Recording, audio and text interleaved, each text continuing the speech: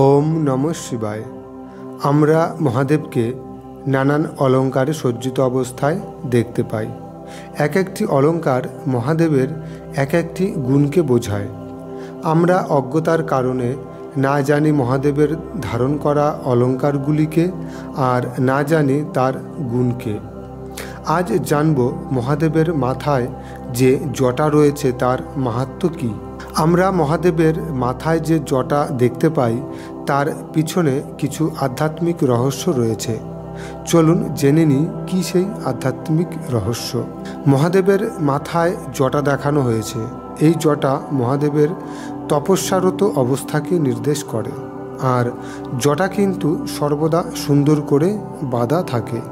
এই বাঁধা জটা অনুশাসন বা ডিসিপ্লিনের প্রতীক। মহাদেব যে সারাক্ষণ ভগবান শিবের সঙ্গে যোগযুক্ত থাকেন, তার ধ্যানে মগ্ন থাকেন, তো জটা মহাদেবের এই যোগযুক্ত স্বরূপ বা ধ্যানে মগ্ন স্বরূপকে নির্দেশ করে। ভগবানের উচ্চতম জ্ঞানকে ধারণ করার জন্য উচ্চমানের অনুশাসন বা ডিসিপ্লিন দরকার। মহাদেবের এই সুন্দর করে বাঁধা জটা হল উচ্চমানের অনুশাসন বা ডিসিপ্লিনের প্রতীক। অর্থাৎ মহাদেবের সুন্দর করে বাঁধা জটা এটাই প্রমাণ করে যে মহাদেবের মধ্যে উচ্চমানের অনুশাসন বা ডিসিপ্লিন কণায় কণায় পরিপূর্ণ ছিল। তাই তিনি নিজের মধ্যে ভগবানের উচ্চমানের জ্ঞানকে খুবই সুন্দরভাবে নিজের মধ্যে ধারণ করতে পেরেছিলেন। তাই তার অসীম জ্ঞান।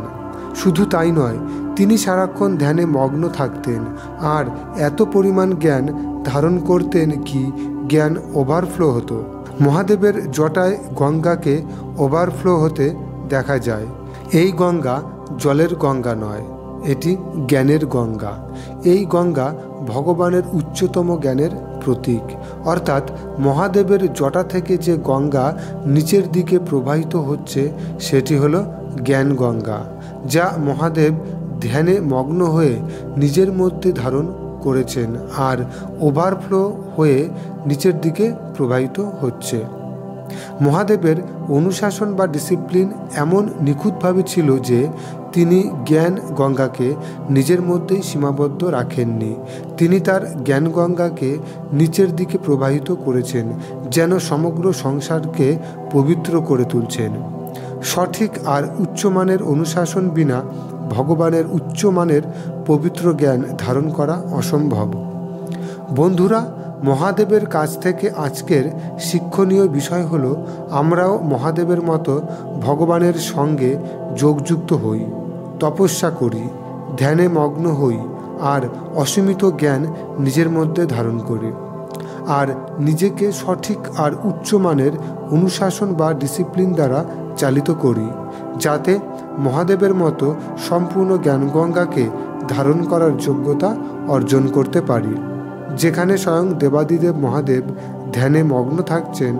আর আমরা তো সাধারণ মনুষ্য আত্মা, আমরা তো শক্তিহীন। আমাদের তো অবশ্যই ধ্যান করা উচিত।